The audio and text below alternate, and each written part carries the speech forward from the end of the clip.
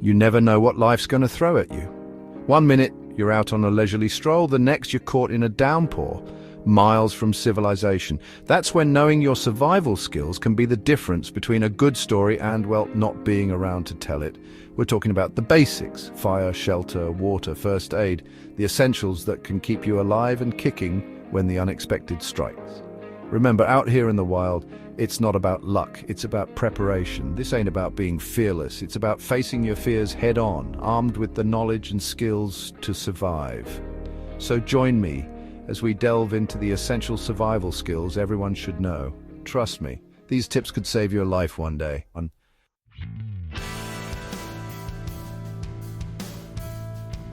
Fire. The ultimate survival tool. It's more than just warmth, it's a beacon of hope in the darkness, a way to purify water, cook food, and keep those pesky predators at bay. Out here, mastering fire is like having a superpower. Now, before you go rubbing two sticks together, remember, preparation is key. Gather your tinder, kindling, and fuel before attempting to light a fire. Look for dry, fluffy material like birch bark, pine needles, or cotton balls coated in petroleum jelly for your tinder nest. Kindling should be small, dry twigs, gradually increasing in size to help build your flame. And finally, your fuel, larger pieces of wood, will keep your fire burning strong. Remember, a well-built fire starts with the right materials.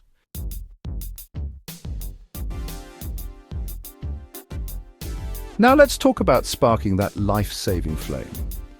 A ferrocerium rod or fire steel is your best bet for reliable fire starting. Practice striking it against a sharp edge to create sparks that will ignite your tinder nest. Another option is a magnifying glass, but remember, this only works with strong sunlight. Angle the glass to concentrate the sun's rays onto your tinder, and be patient. It may take a few tries to get a good ember. Once your tinder catches, gently blow on the embers to encourage the flame. Slowly add your kindling, building a teepee or log cabin structure to allow for good airflow. Remember, patience is key. Don't smother your fledgling fire.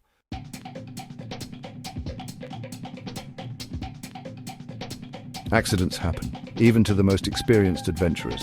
That's why a well-stocked first aid kit is as crucial as your compass and map. We're not talking about a hospital in a backpack, just the basics to handle minor injuries and keep you in the game. First things first, you need to control bleeding. Pack gauze pads and adhesive bandages of various sizes to cover cuts and scrapes. Antiseptic wipes will help prevent infection, while antibiotic ointment can further protect those wounds. Pain relief is essential, so pack some ibuprofen or acetaminophen. Don't forget antihistamines for allergic reactions and insect bites. And remember, a first aid kit is only as good as your knowledge. So brush up on basic first aid techniques before venturing out.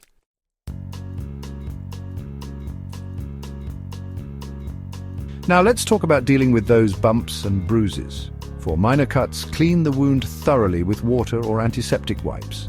Apply pressure to stop any bleeding, then cover with a bandage. Sprains and strains are common in the wild. Remember the acronym RICE. Rest, ice, compression, elevation. Rest the injured area. Apply ice wrapped in a cloth to reduce swelling. Use a bandage for compression and keep it elevated. For burns, immediately cool the area with cold water for at least 10 minutes. Avoid breaking any blisters and cover loosely with a sterile dressing. Remember, prevention is key, so be cautious around campfires and hot surfaces.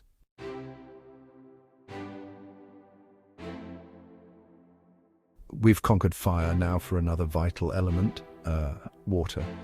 We can survive weeks without food, but only days without water. Finding it is your top priority. Water doesn't always come in a neat package.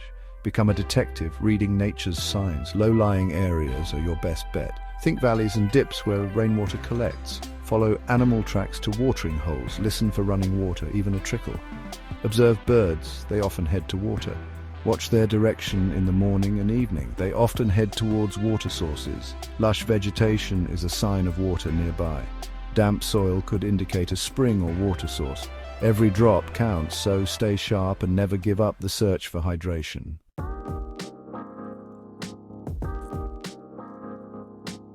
Finding water is a cause for celebration, but hold on. Drinking it directly could mean ingesting harmful bacteria or parasites.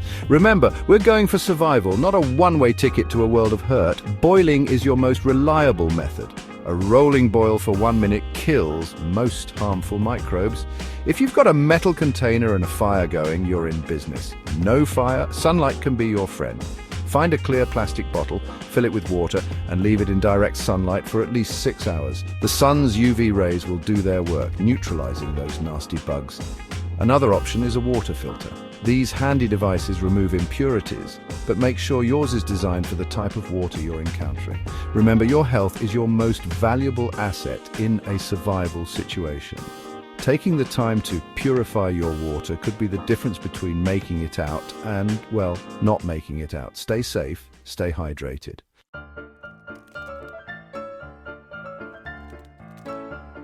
Shelter. It's not about luxury, it's about survival. A well-built shelter protects you from the elements, keeps your core temperature stable, and offers a much-needed psychological boost. Remember, we're not just battling the environment, we're battling our own minds. Finding the right location is crucial. Think like a scout, always looking for natural shelters. Overhanging cliffs, rock formations, or even fallen trees can provide a basic framework. Avoid valleys, as cold air sinks and you could find yourself in a frigid microclimate. Look for high ground with good drainage. You don't want to wake up in a puddle because you chose a low-lying area. Consider wind direction. Building your shelter with its back to the prevailing wind will provide a windbreak and keep you warmer. Remember, your shelter doesn't need to win any design awards, it just needs to be functional and offer protection. A little ingenuity and some elbow grease go a long way in the wilderness.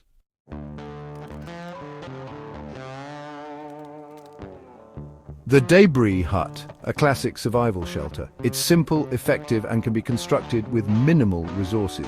First, find a sturdy branch or ridgepole and prop it up against a tree or rock.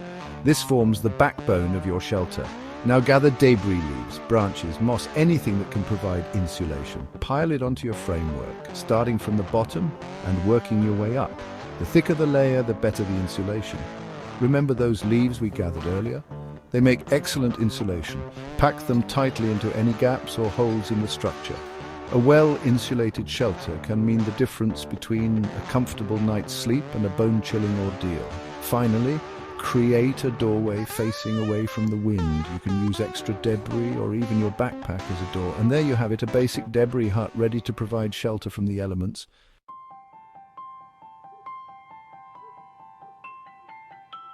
Out here, technology can fail, batteries die, signals get lost. But the sun's always there. It rises in the east and sets in the west. Use this to maintain direction, knowing this is a fundamental survival skill.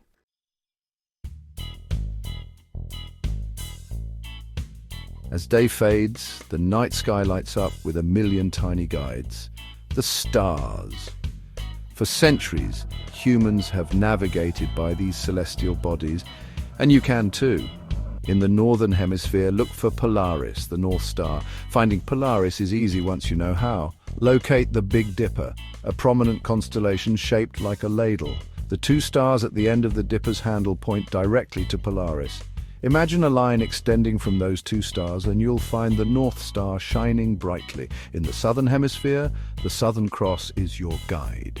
This constellation resembles a tilted cross. Imagine a line extending from the longer arm of the cross, about 4.5 times its length. This point marks the approximate location of south. Remember, celestial navigation takes practice. Study star charts before venturing out and familiarize yourself with key constellations. With a little knowledge and observation, the stars can guide you safely through the night.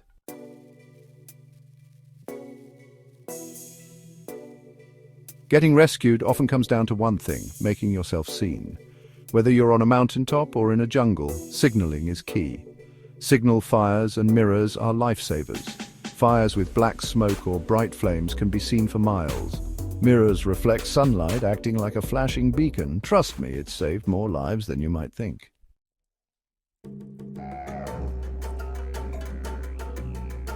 Sometimes a visual signal isn't enough. Turn up the volume. Loud noises work in dense forests.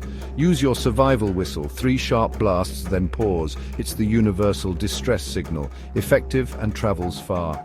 No whistle, bang rocks or branches. Create ground-to-air signals, large patterns visible from air. Think giant messages for planes. SOS with rocks or branches. Bigger signals are better. Make them count. Stay hopeful. Help will find you.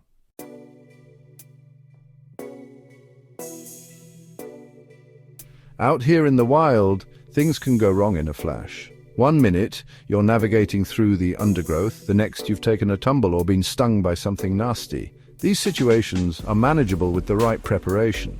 It all starts with a well-stocked first aid kit. We're talking a comprehensive kit for cuts, scrapes, burns and fractures. But knowing how to use it is crucial. Learn to clean wounds, immobilize fractures and treat burns. Recognize signs of shock and hypothermia. These are essential skills for the wilderness.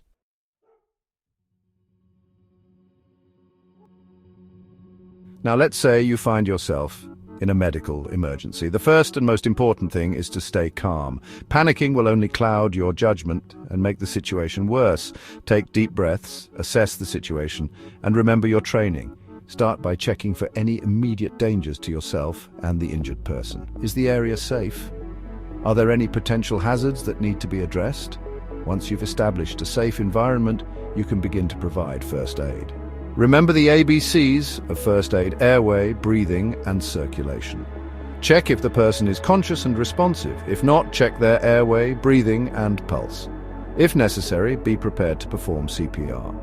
Once you've addressed any life-threatening issues, you can move on to treating other injuries. Control any bleeding, clean and dress wounds, immobilize fractures, and keep the person warm and comfortable. Remember, your primary goal is to stabilize the situation and get professional medical help as soon as possible.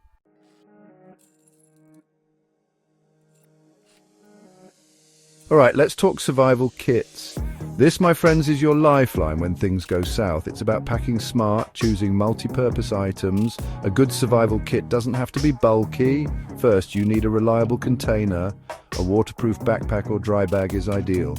Inside, pack the essentials. A first aid kit is non-negotiable. Fire-starting tools are must-haves. Shelter and warmth are crucial. Energy bars and jerky for sustenance. Don't forget water purification. Better to have it and not need it.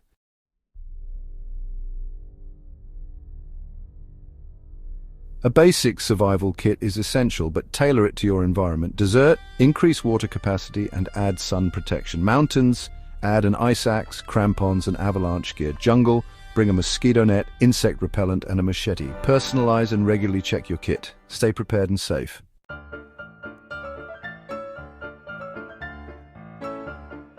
We're venturing into some serious territory now, mates. Self-defense ain't about picking fights, it's about staying alive. Trust your gut. Don't put yourself in a dodgy situation. If a place feels off, it probably is. Keep your head up, scan your surroundings. Predators look for easy targets, don't be one. Walk with purpose, show confidence. Most attackers want an easy score. Look like a hard target, they'll move on. If danger comes, be ready. Know a few basic moves. Create an opportunity to escape.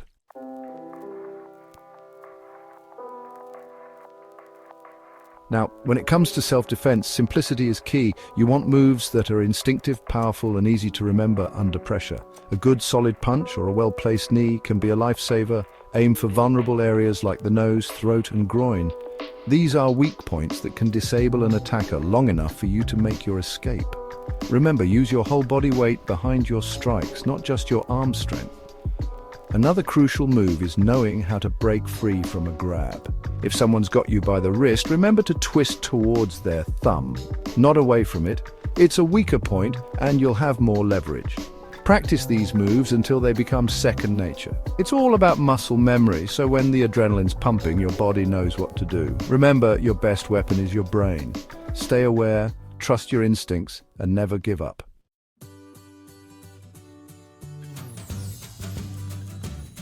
We've all been there, mates. Disaster strikes and your heart starts pounding like a drum solo.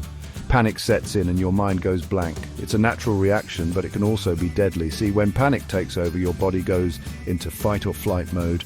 Blood rushes to your muscles, your vision narrows, and your ability to think clearly goes out the window. Not exactly ideal when you need all your wits about you. The key to staying calm in a crisis is to recognize the signs of panic early on. Are you breathing rapidly? Are your palms sweating? Is your mind racing? If so, it's time to take a step back and regain control. Remember the acronym STOP, STOP, take a breath, observe and plan. This simple technique can be a lifesaver, helping you to break the cycle of panic and think clearly.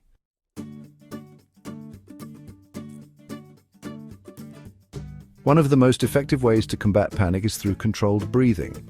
Take deep, slow breaths, inhaling through your nose and exhaling through your mouth. This will help to slow your heart rate and calm your nerves.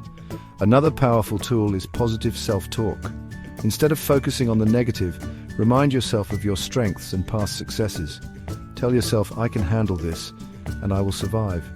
Remember, survival is as much about mental toughness as it is about physical skills. By staying calm, thinking clearly, and believing in yourself, you can overcome even the most challenging situations. It's about digging deep, finding that inner strength, and never giving up hope. Because when the going gets tough, the tough get going. And trust me, you're tougher than you think.